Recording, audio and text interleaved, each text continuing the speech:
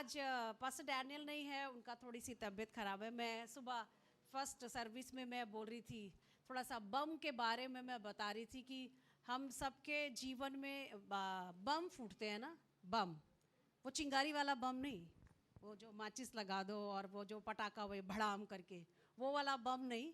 वो बम जो आपको सरप्राइज कर दे ना, चकित कर दे, चौंका दे आपको। आपके जीवन में हुआ है ऐसा? बम फूटते हैं आपके जीवन में? ब्रिज के जीवन में फूटते होंगे बम ना। वो कह रहा है मेरा बम तो सबको पता है। हम सबके जीवनों में कभी ना कभी बम फूटते हैं और हम आश्चर्यचकित हो जाते हैं। और हमें पता नहीं होता, हम उस चीज़ों के लिए हम तैयार नहीं होते और वो चीज़ें जो है हमारे साथ में हो जाती है। वो दो बम आज मेरे सुबह मेरे ऊपर फूटे। एक 8:34 को फूटा, सॉरी, एक 8:36 को फूटा और दूसरा लगभग 10:30 फूटा। दो बम फूटे, एक बम फोड़ा आज पास्टर डैनियल ने और दूसरा बम फोड़ा रोहित ने। तो मैं उन बम के लिए आज तैयार नहीं थी, लेकिन फूट गए मेरे जीवन में, तो कोई बात नहीं। जब मुझे 8:36 पे पता चला, पास्टर डैनियल ने मुझे बोला कि मैं आज, पहले तो उनका फ़ोन देख के ही मेरा बेटा भाग भाग के मेरे पास में आया और बोला, मम्मी डैनियल अंकल का फ़ोन आ रहा है। और मैं समझ गई कुछ तो गड़बड़ है, दया कुछ तो गड़बड़ है आज। और फिर जब मैंने उनसे बात की तो उन्होंने मुझे बताया, सिस्टर मेरा आज दांत में दर्द हो रहा है, तो शायद मैं फर्स्ट सर्विस में नहीं आ पाऊँगा। लेकिन मैं अभी देख रही हूँ वो सेकंड सर्विस में भी नहीं है। तो ये एक और बम फूट गया फिर मेरे ऊपर। और दूसरा बम मुझे रोहित ने फोड़ दिया, यहाँ पर आके कुछ बोला उसके लिए, तो मैं तैयार नहीं थी। लेकिन कोई बात नहीं, परमेश्वर जो है हमारे साथ में है और हमारे जीवन में फूटते रहते हैं ऐसे बम ना।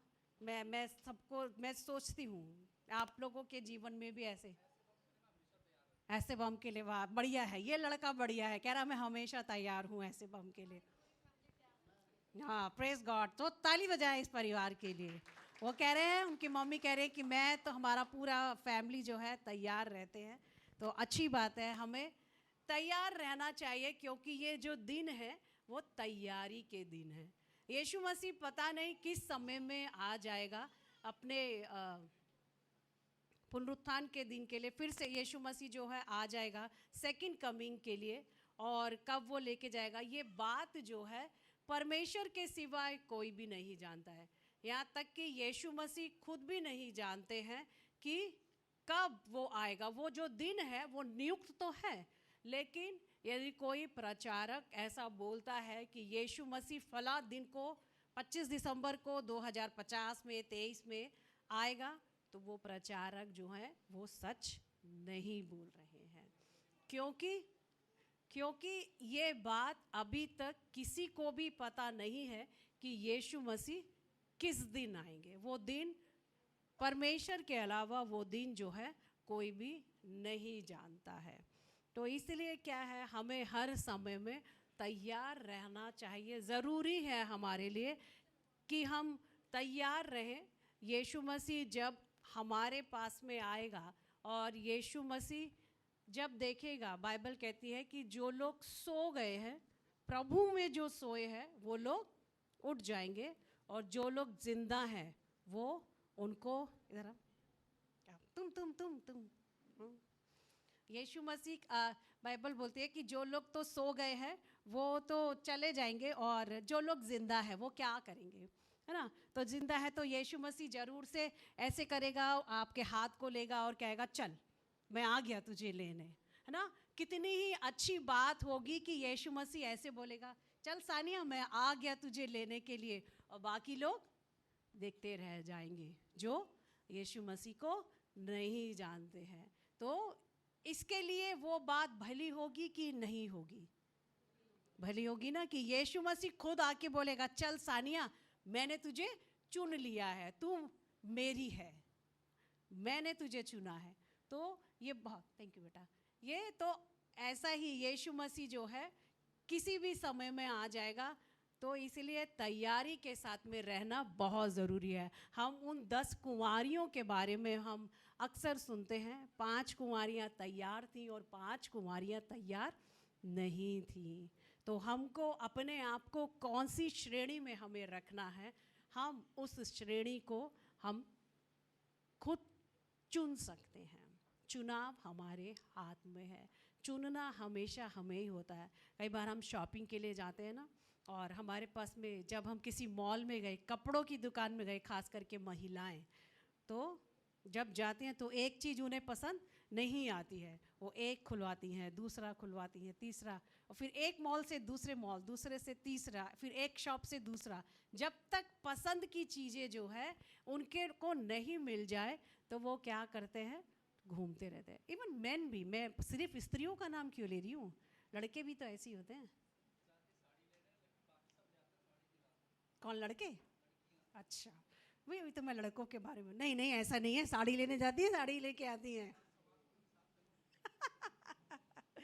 हाँ, तो लड़के भी ऐसे ही है ना, चूजी, कि जो चीज़ पसंद ना आए उसको नहीं लेंगे। मेरा बेटा जब छोटा था तो उसकी सारी शॉपिंग मैं कर दी थी, वो पहन लेता था आराम से, जो मम्मी लाई है पहन लेगा। लेकिन अभी देखो तो आपको लेना नहीं आता, मैं अपने आप लूँगा। चॉइस बदल रही है ना। तो वो तैयारी में है कि मैं अपना अपना हम चुनते हैं कि हमें क्या चुनना है, हमें क्या लेना है। चुनाव हमारा होता है, हम किसी की पसंद को अपने ऊपर नहीं लेते हैं। और ख़ास करके हम जब टीनेज में हो तो हमें लगता है भाई कोई मुझे बोल ना दे। टीनेज क्या, जब हम टीनेज की एक उम्र पार करते हैं और थोड़ा सा हम जब बढ़ते हैं और हम सोचते हैं कि कोई हमारी लाइफ में इंटरफेयर ना करे, कोई भी हमारी लाइफ में दखल अंदाजी ना दे। हम जो है अपना जीवन को, हमें बेहतर पता है हम किस रीति से हमें जीवन जीना है। क्या आप ये चैलेंज फेस करते हैं? मम्मियाँ ये चैलेंज फेस करती हैं अपने बच्चों के साथ? बहुत अच्छे बच्चे हैं आपके, आप ये चैलेंज फेस नहीं करते हैं तो आप करती हैं। हाँ, बहुत ऑनेस्ट हैं सिस्टर। वो पूनम, उसकी बेटी इतनी सी है अभी। तो हम ये करते हैं, हम ये चैलेंज को हम देखते हैं कि हम चाहते हैं कि हमारी इच्छा के अनुसार ही सब कार्य हों। और यंग बच्चे जो हैं वो नहीं चाहते कि हमारे पेरेंट्स का इंटरफेयर हमारी लाइफ में हो। वो ठीक है, सबके पास में आज़ादी है, आपको अपना जीवन का चुनाव करने के लिए आज़ादी है। लेकिन इस बात का भी ध्यान रखें, जैसा कि हमारा जो ये आज़ादी है हमारे लिए कहीं हानिकारक ना हो जाए, है ना। तो हमें उन बातों का भी ध्यान रखना बहुत ज़रूरी है। मैं एक वचन आपको भी पढ़ के सुनाती हूँ, यदि मुझे मिल गया तो, क्योंकि वो मेरा शायद आज, हाँ, जवानों के लिए सलाह है ये। सबोपदेशक उसका 11 अध्याय और 9 पद में लिखा है, हे जवान, अपनी जवानी में आनंद कर और अपनी जवानी के दिनों में मगन रहे। अपनी मनमानी कर और अपनी आँखों की दृष्टि के अनुसार चल, परंतु यह जान रख, इन सब बातों के विषय परमेश्वर तेरा न्याय करेगा। कौन न्याय करेगा? परमेश्वर न्याय करेगा। माता पिता न्याय नहीं करेंगे आपका, लेकिन परमेश्वर जो है आपका न्याय करेगा। और उसमें 12 पद में लिखा है, अपनी जवानी के दिनों में अपने सृजनहार को स्मरण रख, इससे पहले कि विपत्ति के दिन और वे वर्ष आए जिनमें तू कहे कि मेरा मन इन बातों में नहीं लगता। परमेश्वर यहाँ पर, परमेश्वर का वचन जो है याद दिला रहा है, सलाह दे रहा है। सलाह है ये, मानना ना मानना आपकी मर्जी है, थोपा नहीं जा रहा है आपके ऊपर। ये सिर्फ जवानों के लिए ही नहीं, ये हम सब के लिए एप्लीकेबल है, मेरे लिए भी एप्लीकेबल है। यहाँ पर जितने लोग बैठे हैं, हम सब के लिए ये बात एप्लीकेबल है कि हम जो भी काम कर रहे हैं, लेकिन ये याद रख कि विपत्ति के वे दिन आएंगे, वे वर्ष आएंगे जिसमें तू कहे कि मेरा मन इनमें नहीं लगता। किन में नहीं लगता?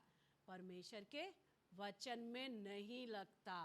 जवानी में जब हम अपने आप में सशक्त होते हैं तो हम क्या करते हैं? मैं जो हूँ, मैं सब कुछ जानता हूँ। पहले हम देखते थे फ़ोन का साइज़ कितना सा था ना, इतना सा था फ़ोन का साइज़, इतना सा, इतना चौड़ा और इतना सा साइज़ था। लेकिन अभी अजू अपना फ़ोन दिखा ना, अभी फ़ोन का साइज़ देखिए। ये फ़ोन जो है आपका सारी चीज़ों को निगल गया, आपके समय को निकल गया, ठीक है। आपका रिश्ते जो थे, मजबूत रिश्ते जो थे, उनको निगल गया। अज्जू का फ़ोन नहीं कह रही मैं, सिर्फ आप अज्जू के ऊपर नहीं लेके जाए, उसका फ़ोन दिखाने के लिए कहा। वो आपका समय ले गया, आपके रिश्ते ले गया, आपका जो दूसरों के साथ में एक बातचीत करने के लिए जो अवसर था वो ले गया। और हमने वो समय जो है, सारा समय हमारा चला गया यूट्यूब में, चला गया हमारा समय, ट्विटर पे चला गया हमारा समय, फेसबुक में चला गया हमारा समय, इस प्रकार की कई कई चीज़ों में चला गया।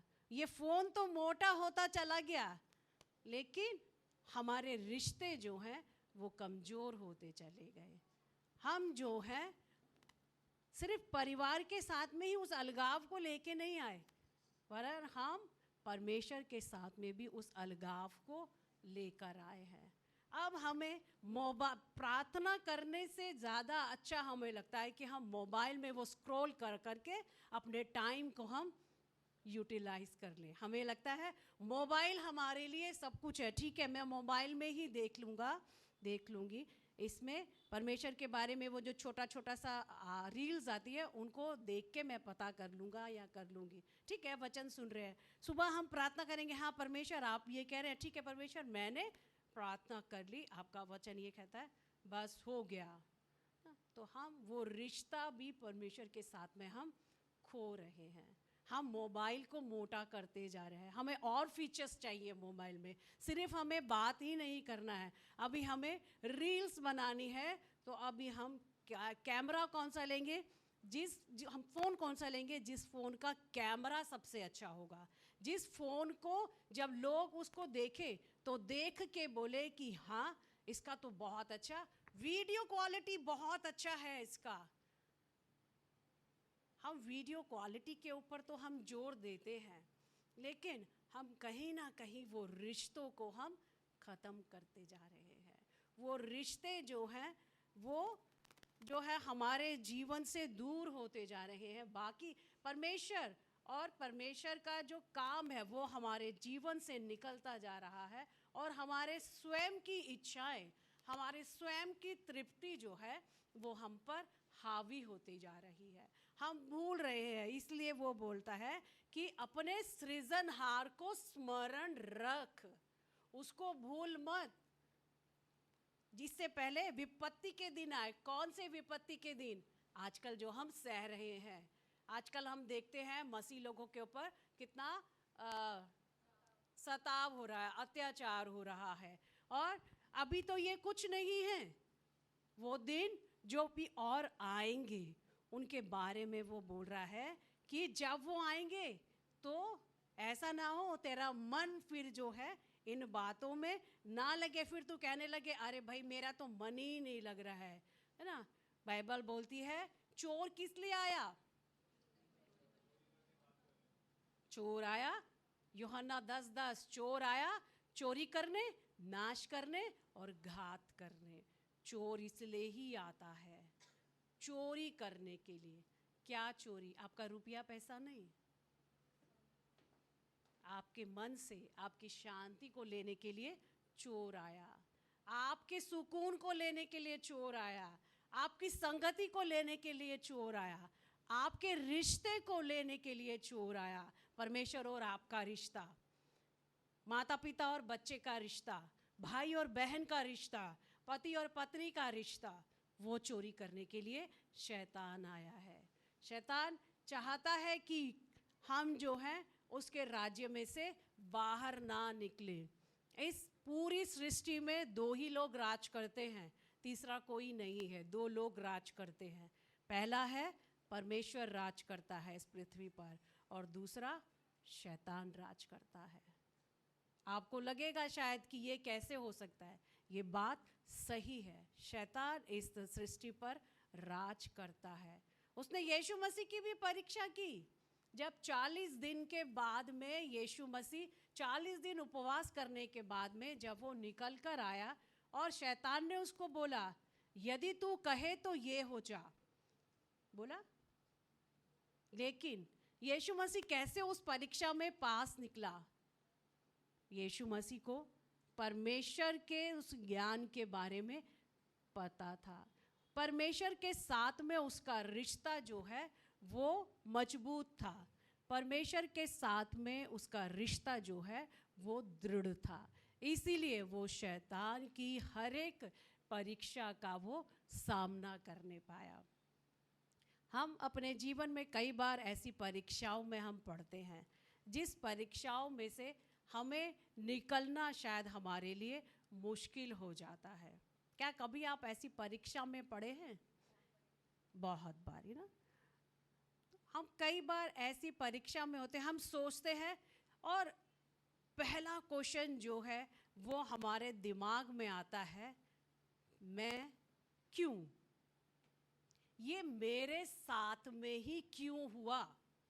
दुनिया में इतने लोग हैं, उनके साथ में होना चाहिए था, ये मेरे साथ में ही क्यों हुआ? आता है आपके मन में ये प्रश्न, मैं ही क्यों? आता है?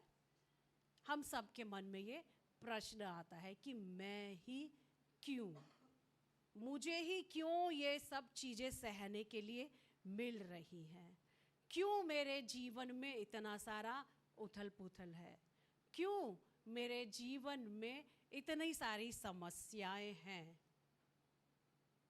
हमें लगता है कि मैं ही वो पहला व्यक्ति हूँ जिसके ऊपर पूरा पृथ्वी का ना बोझ जो है वो आ गया है, और हम सोचते हैं हम ऐसे हैं, हम झुक गए हैं, है ना। और हमें लगता है कि मेरी समस्या का शायद कोई निदान नहीं है, लेकिन ऐसा नहीं है। परमेश्वर ने जब इस सृष्टि को बनाया तो क्या शुरू से ही सब कुछ ऐसा था? नहीं, ऐसा नहीं था। यदि हम उत्पत्ति की किताब में हम देखेंगे तो उसमें जो है पहला अध्याय जो है उसका पहला पद, ये मैं आज ये बोलना नहीं चाह रही थी, लेकिन पता नहीं मैं क्यों बोल रही हूँ, क्योंकि मैं फर्स्ट सर्विस में दूसरा प्रचार किया था तो मुझे वो ही रिपीट करना था, लेकिन मैं नहीं कर पा रही हूँ। तो उत्पत्ति 1 अध्याय में लिखा है, 1 अध्याय 1 पद में लिखा है, आदि में परमेश्वर ने आकाश और पृथ्वी की सृष्टि की। पृथ्वी बेडौल और सुनसान पड़ी थी और गहरे जल के ऊपर अंधियारा था, तथा परमेश्वर का आत्मा जल के ऊपर मंडलाता था। कुछ भी नहीं था, सब तरफ क्या था? अंधियारा ही अंधियारा था। कुछ नहीं था लेकिन कुछ था। वो क्या था? वो था परमेश्वर का आत्मा।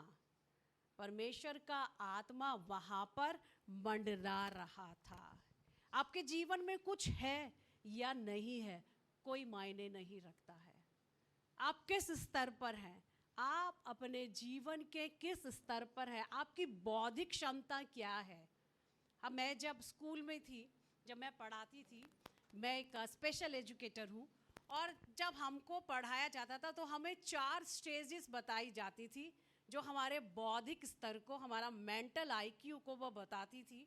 तो हम जब सीखते थे तो सबसे पहले जो है हम नीचे से शुरू करते थे, तो profound, severe, mild retardation, moderate retardation और माइल्ड रिटार्डेशन के बारे में बताया जाता था। तो उसमें जो है हमारे आईक्यू लेवल को हमें पढ़ाया जाता था कि जो 0 से 20% के लोग हैं उनको प्रोफाउंड बोलते थे, कि मतलब वो कुछ भी कार्य नहीं कर पाएंगे, वो हमेशा दूसरों के ऊपर आश्रित रहेंगे।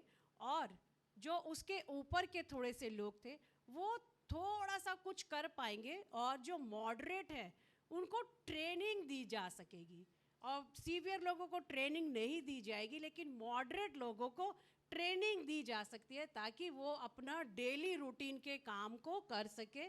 और जो माइल्ड होते हैं वो थोड़ा सा एजुकेबल होते हैं, उनको शिक्षा जो है दी जा सकती है। तो एक बुद्धि का एक स्तर जो है वो दिया गया था हमको, हम बुद्धि के बारे में सीखते थे उस समय में वहाँ पर।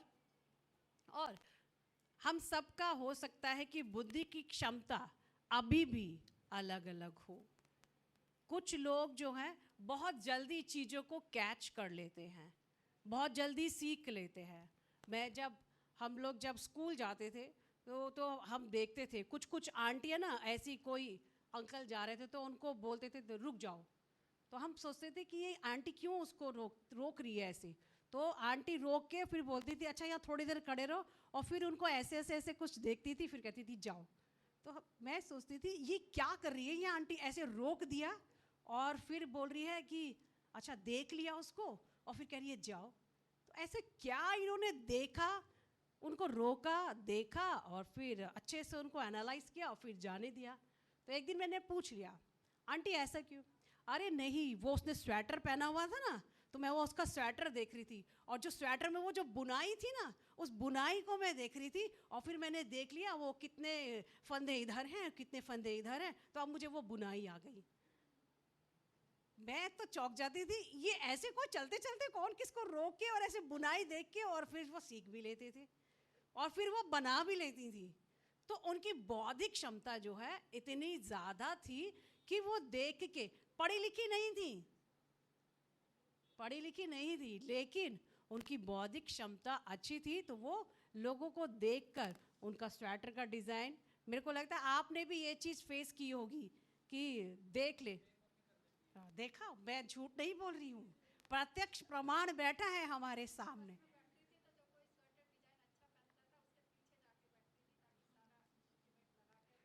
देख लीजिए, देख लीजिए,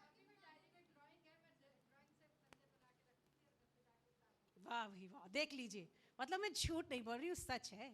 वो भी देखो उनके पास में भी अच्छा, और उस समय में आप पढ़े लिखे नहीं थे ना, है ना, और मगर आपके अंदर ये थी क्षमता कि आप वो स्वेटर की बुनाई देख के बना लो। तो सिस्टर भी उतना पढ़े लिखे नहीं थी उस समय में, लेकिन उनके पास में वो कौशल था कि वो उस बुनाई को देखे और उस बुनाई को वो बनाने पाए। तो हम में से हर एक का बौद्धिक क्षमता जो है अलग अलग है। हम सबको परमेश्वर ने कुछ, बाइबल भी बोलते हैं कि हर एक को उसके विश्वास के परिमाण के अनुसार जो है चीज़ें दी गई हुई हैं। एक को विश्वास है कि वो कुछ भी कर सकता है, एक को विश्वास है कि वो सब कुछ खा सकता है, एक को ये विश्वास है नहीं मैं ये नहीं खाऊंगा, ऐसा ना हो कि मेरे खाने के द्वारा मैं किसी को चोट पहुंचा दूं या मैं किसी के लिए ठोकर का कारण बनूं।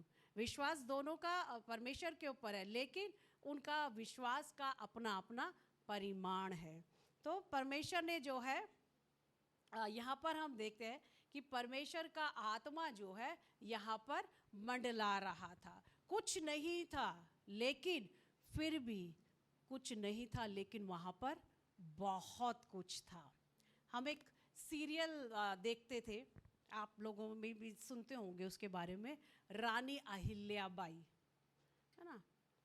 तो बहुत पुराना इतिहास की स्टोरी है, हिस्टोरिकल है। तो हम उसको देखते थे। एक बार वो जब छोटी थी, 9 साल की थी जब वो रानी अहिल्याबाई, तो उसका शादी हो गई 9 साल की उम्र में। अब वो क्योंकि एक गरीब परिवार से थी, तो उसकी जो ससुर ने तो उसको पसंद किया, लेकिन उसकी सास जो है उसे पसंद नहीं करती थी। तो उसने सोचा मैं इसका ना टेस्ट लूँगी, कि देखती हूँ मैं ये किस प्रकार का टेस्ट जो है वो देती है। और उसने उसकी परीक्षा ली और उसको बोला, एक सोने का सिक्का दिया और उसको बोला ले, और एक इसका आधा रूम दिखा दिया, ये लो एक सोने का सिक्का और इस सोने के सिक्के से ना इस पूरे घर को भर दो। वो छोटी सी बच्ची 9 साल की एक सिक्के से सोने का, एक सिक्के से पूरा कमरा कैसे भर देगी? भर सकता है? रुई भी ला के रखेंगे ना वो भी 1 रुपए में नहीं आएगी। कि हम कुछ लोग सोचते हैं ना कि चलो कमरे को भरना है तो रुई से भर दो, या कमरे को तिल्लियों से भर दो, लकड़ी से भर दो।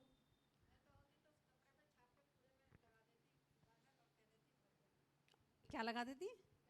बैनर। अच्छा, भर गया। तो सिस्टर कह रहे वो तो बैनर में कुछ कुछ लगा देती और बोलती ये लो भर गया। लेकिन उसने सोचा कि मैं अब क्या करूं, तो वो गई, बाहर गई, एक दिया लाई, तेल लाई, उसमें रुई रखी और जाकर उस कमरे में उसने रख दिया और पूरा कमरा जो है प्रकाश से भर गया। मेन क्या था? कमरे को भरना था। प्रकाश ने, उजाले ने उस कमरे को भर दिया, है ना? तो वही चीज है यहाँ पर। ये जो है बेडौल था, सुनसान था, लेकिन परमेश्वर का आत्मा जो है वहाँ पर मंडला रहा था। और तब परमेश्वर ने शायद सोचा होगा, हम सुनते हैं ना कई बार, एक गाना भी है, रोहित जानता होगा उस गाने को, दुनिया बनाने वाले क्या तेरे मन में समाई, तूने काहे को दुनिया बनाई, है ना? तो परमेश्वर भी शायद ऐसी बैठा होगा किसी दिन और सोच रहा होगा कि चलो आज ना कुछ, जैसे ये यंग लोग बोलते हैं ना, चलो आज कुछ तूफानी की जाए। तो परमेश्वर ने भी शायद सोचा होगा चलो आज कुछ तूफानी करते हैं। तो परमेश्वर ने वो तूफानी की और सच में तूफान ले आया परमेश्वर, है ना? और परमेश्वर ने उस समय में कहा, जब आत्मा मंडला रहा है तो परमेश्वर ने कहा उजियाला हो, और उसी समय क्या हुआ? उजियाला हो गया, है ना?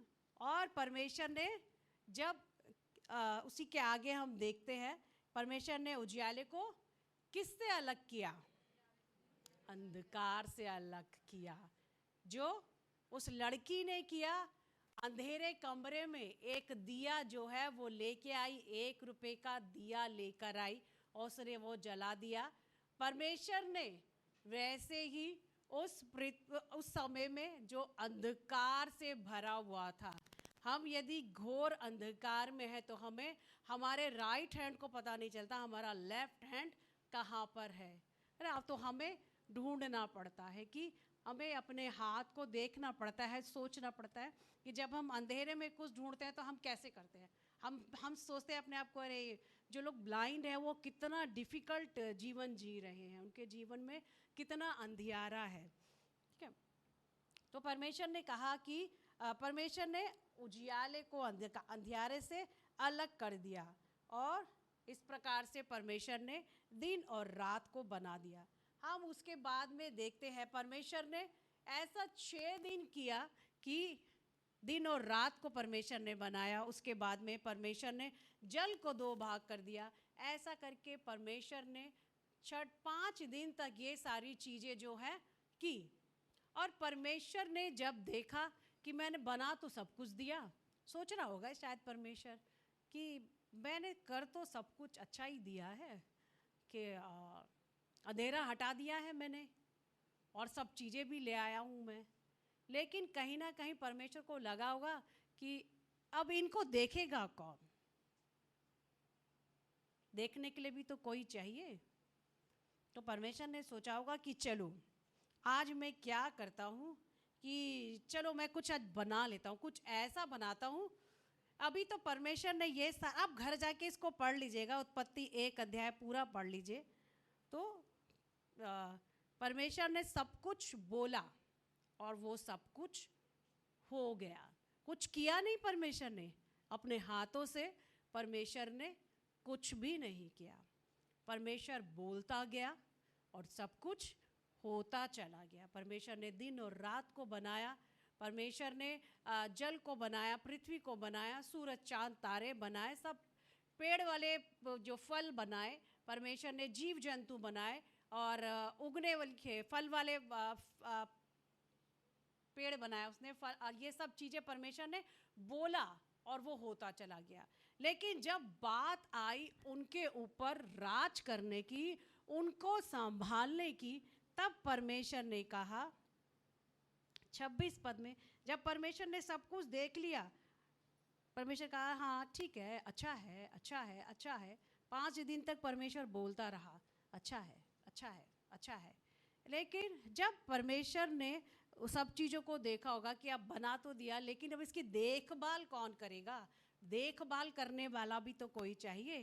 तब परमेश्वर ने 26 पद में लिखा है, फिर परमेश्वर ने कहा हम मनुष्य को अपने स्वरूप, अपनी समानता में बनाएं। और क्यों बनाएं? उसी में नीचे लिखा है, और वे समुद्र की मछलियों, आकाश के पक्षियों, घरेलू पशुओं और सारी पृथ्वी पर सब रेंगने वाले जंतुओं पर, जो पृथ्वी पर रेंगते हैं, अधिकार रखे। परमेश्वर ने मनुष्य को अपनी समानता में बनाया। यहाँ बोलता है हम, अकेला नहीं है परमेश्वर। यहाँ पर परमेश्वर बोलता है हम। यदि परमेश्वर अकेला कर रहा होता तो बोलता मैं मनुष्य को बनाता हूं, लेकिन यहां पर लिखा है हम मनुष्य को अपने स्वरूप के अनुसार अपनी समानता में बनाएं। हम लोग कई बार यहां पर सुनते होंगे, बहुत लोग बोलते हैं कि जहां 2 या 3 लोग मिलकर प्रार्थना करते हैं वहां परमेश्वर होता है। सुना है आप सबने ये वाक्य? जहां 2 या 3, तो जहां अकेला होगा वहां परमेश्वर प्रार्थना नहीं सुनेगा। क्यों? हम तो बोलते हैं 2 या 3।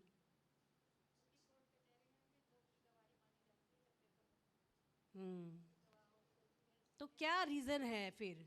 हमें तो घर में अकेले ही कई बार हम अकेले प्रार्थना करते हैं, तो परमेश्वर हमारी मेरी प्रार्थना को नहीं सुनेगा? क्योंकि हम तो बोलते हैं ना 2 या 3 लोग जहां पर हो वहां पर परमेश्वर की उपस्थिति होती है।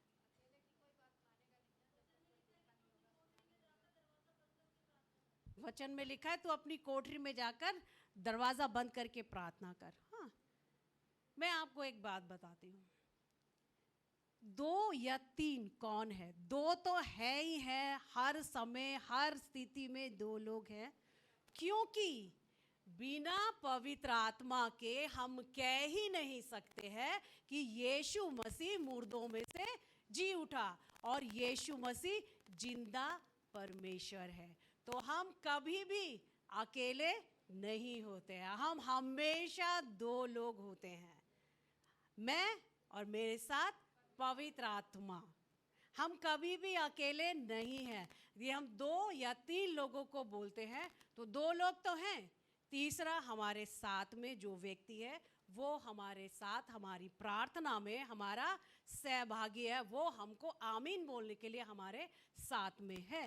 लेकिन पवित्र आत्मा हर समय में हमारे साथ में रहता है। यदि हम यीशु मसीह को अपना व्यक्तिगत उद्धारकर्ता के रूप में जब हमने ग्रहण किया है, तो मतलब हमने यीशु मसीह के ऊपर भरोसा किया है, और यीशु मसीह को हमने जब अपना माना है, तो पवित्र आत्मा ने ही हमको इस बात के लिए उकसाया है, पवित्र आत्मा ने ही हमें इस बात के लिए राजी किया है कि यीशु मसीह ही परमेश्वर का इकलौता पुत्र है। वो यीशु मसीह इस दुनिया में आया, उसने सिद्ध जीवन जिया, वो मारा गया, वो गाड़ा गया और तीसरे दिन मुर्दों में से जी उठा। हम इस बात को लेकर विश्वास करते हैं कि यीशु मसीह जीवित परमेश्वर का पुत्र है, वो मरा हुआ नहीं है। यदि वो मरा हुआ होता तो मैं आपको गारंटी देती हूँ हम लोग यहाँ पर नहीं होते, क्योंकि हम में से हर एक ने अपने अपने प्रियजनों को कभी ना कभी खोया होगा। हम कितना बात करते हैं उनकी? नहीं करते ना किशन भाई? करेंगे भी तो बहुत कम। कभी ओकेजनली हमें उनकी याद आ जाएगी, अच्छा वो यहाँ पर होता उस समय में, तो ये उन्होंने मेरे को ऐसे कहा था, फिर हम भूल जाएंगे। लेकिन क्यों यीशु मसीह की बातें हम पीढ़ी दर पीढ़ी हम करते आ रहे हैं? कितने लोग जो हैं यीशु मसीह के नाम को बता रहे हैं, यीशु मसीह के नाम को शेयर कर रहे हैं, यीशु मसीह के नाम से गवाही दे रहे हैं। हम में से हम यदि देखें तो बहुत कम लोग होंगे कि जो पीढ़ियों से यीशु मसीह को जानते होंगे। यीशु मसीह जिंदा है, इसलिए हम दिन प्रतिदिन, महीना दर महीना, साल दर साल हम यीशु मसीह की बातें जो है करते हैं। और यीशु मसीह की बातें करना हमें बोरिंग, हमारे जीवन में बोरता को नहीं लेके आता ना, बोर नहीं होते हैं हम जब भी बाइबल को पढ़ते हैं हम एक नया प्रकाशन को पाते हैं। जब भी हम बाइबल को, यहाँ पर कोई प्रचारक हमें प्रचार करने के लिए जब सुनाते हैं प्रचारक, तो हम उस समय में भी उन चीज़ों को अपने साथ में कनेक्ट कर पाते हैं। हम ये समझ पाते हैं कि हाँ, ये तो मेरे लिए था। मेरे साथ बहुत बार ऐसा होता है, मैं सोचती हूँ अरे इनको कैसे पता ये मेरे बारे में? पवित्र आत्मा बताता है ना।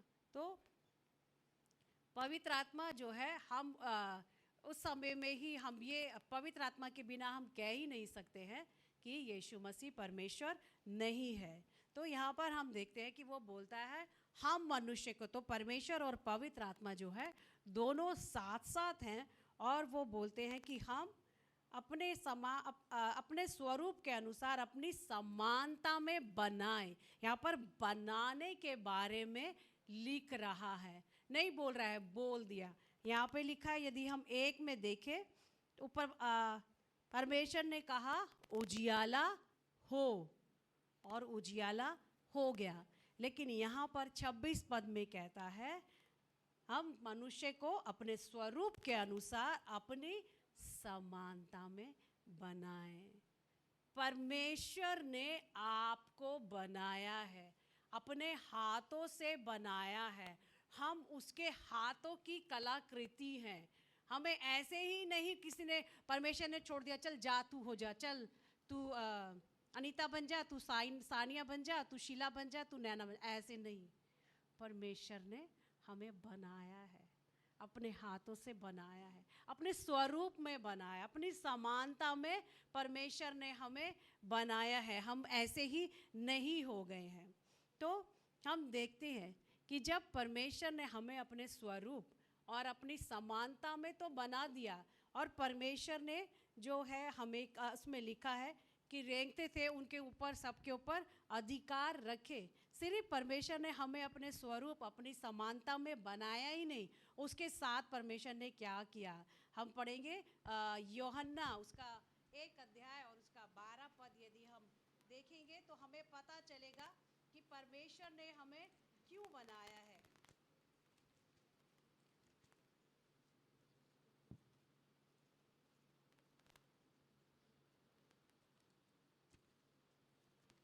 किसी को मिल जाए तो पढ़ दीजिएगा प्लीज। परंतु जितनों ने उसे ग्रहण किया, उसने उन्हें परमेश्वर की संतान होने का अधिकार दिया, अर्थात उन्हें जो उसके नाम पर विश्वास रखते हैं। आमेन आमेन। तो कहता है कि जितनों ने उसे ग्रहण किया, यहाँ किसी का व्यक्तिगत तौर पे नाम नहीं लिखा गया है। वो कहता है कि जितनों ने उसे ग्रहण किया, और क्या कर लिया उसने? पहले तो उसने अधिकार दिए हमें, हमने देखा 26 आयत में, उत्पत्ति 1 अध्याय 26 पद में हम देख रहे हैं उसने हमें अधिकार दिए। लेकिन यहाँ पर कौन से अधिकारों के बारे में वो बता रहा है? परमेश्वर की संतान होने का अधिकार दिया। सबसे बड़ी बात हमारे लिए कि परमेश्वर ने सिर्फ हमें अधिकार ही नहीं दिए हैं, सबसे बड़ा अधिकार दिया है, परमेश्वर ने हमें अपनी संतान होने का दर्जा दिया है। तो यदि हम परमेश्वर की संतान है, यदि परमेश्वर ने हमें वो अधिकार दिया है, तो अब और कौन सी बात जो है वो हमारे लिए नहीं है। यूहन्ना 3:16 कहता है ना, क्योंकि परमेश्वर ने जगत से ऐसा प्रेम रखा कि उसने अपना इकलौता दे दिया, ताकि जो कोई उस पर विश्वास करे वह नाश ना हो वरन अनंत जीवन पाए। परमेश्वर ने हमें उसी अनंत जीवन के लिए बुलाया हुआ है। परमेश्वर ने हमें वो अधिकार देने के लिए बुलाया हुआ है। परमेश्वर ने अपनी संतान होने के लिए हमें बुलाया है। परमेश्वर जहाँ पर होता है, पृथ्वी बेडौल और सुनसान थी, लेकिन जब परमेश्वर आया, पृथ्वी ने आकार ले लिया। पृथ्वी और बेडौल नहीं रही, पृथ्वी में और अंधियारा नहीं रहा, पृथ्वी में और बांझपन नहीं रहा, पृथ्वी में और कोई कमी घटी नहीं रही। जब हम परमेश्वर के पास में आते हैं, जब हम परमेश्वर को अपना सर्वस्व मानते हैं, तो हमारा जीवन जो बेडौल है, हमारे जीवन में जो अंधकार है, हमारे जीवन में जो बांझपन है, हमारे जीवन में जो कमियां हैं, हमारे जीवन में जो वो अपूर्णता है, उस सब चीज़ों को परमेश्वर हमारे जीवन से दूर कर देता है। जब कभी हम परमेश्वर के पास में आते हैं और परमेश्वर को बोलते हैं, परमेश्वर मैं आपके पास में आया हूँ, परमेश्वर आप मेरे इस बेडौलपन को प्रभु आप बदल दीजिए। परमेश्वर मैं अंधकार में हूँ, मेरा जीवन अंधकारमय है। परमेश्वर परमेश्वर मेरे जीवन में कोई आशा नहीं है। परमेश्वर परमेश्वर मैं प्रभु ऐसी भेड़ के समान चलता जा रहा हूँ। परमेश्वर जिसके पास में प्रभु कोई ध्येय नहीं है, कोई उद्देश्य नहीं है। परमेश्वर मैं प्यासा हूँ। परमेश्वर परमेश्वर मैं प्रभु इस समय में अकेला हूँ। परमेश्वर प्रभु आप मुझे अपने सानिध्य में परमेश्वर ले लीजिए। परमेश्वर प्रभु मैं आपकी ओर ताक रहा हूँ। परमेश्वर प्रभु आप मेरे जीवन से प्रभु उस प्रभु जी सूनेपन को दूर कर दीजिए। परमेश्वर प्रभु मेरे जीवन में जो अंधकार है, परमेश्वर आप उस अंधकार को परमेश्वर हटा दीजिए। परमेश्वर प्रभु आप मेरे जीवन को प्रभु आकार दीजिए। परमेश्वर परमेश्वर आज आपको पुकार रहा है। परमेश्वर कह रहा है, तू आजा मेरे बेटे, तू आजा मेरी बेटी, मैं तुझे पुकार रहा हूँ, मैं तुझे आकार दूंगा, मैं तुझे फलवंत दाखलता बनाऊंगा, मैं तेरे जीवन से अंधकार को दूर करूंगा, मैं तेरे ऊपर से शोक के पहरावे को उतार दूंगा। हम परमेश्वर को पुकारे, परमेश्वर अपनी बाह फैलाए खड़ा हुआ है हमारे सामने। परमेश्वर पुकार रहा है, परमेश्वर कह रहा है कि तू मेरे पास में आ, मैं तेरे जीवन को परिवर्तित करूंगा, मैं तेरे अंदर से वो सूखेपन को निकाल दूंगा, मैं तू जैसा है मैं तुझे वैसा नहीं छोड़ूंगा, मैं तुझे पुकारता हूँ, तू मेरी आवाज़ को सुन ले और मैंने जो चीज़ें तेरे लिए रखी हुई हैं वो तू मेरे पास में से ले ले। परमेश्वर पुकार रहा है आपको। आपके जीवन में यदि कोई अंधकार है, कोई सूनापन है, कोई बांझपन है कि आप फल को नहीं फल पा रहे हैं, आप जिस काम में हाथ लगाते हैं वो काम सफल नहीं हो रहा है, आप ऐसी दुविधा में है, ऐसी परिस्थिति में है, आप सोचते हैं सब कुछ खत्म हो गया, मेरे पास कुछ नहीं रहा, मैं आगे अपने जीवन का निर्वाह कैसे करूँगा, मैं अपने आगे जीवन को कैसे चलाऊँगा, मेरे जीवन में कोई होप नहीं है, कोई आशा नहीं है मेरे जीवन में, मैं खाली हूँ। ये समय है, परमेश्वर आपको पुकारता है,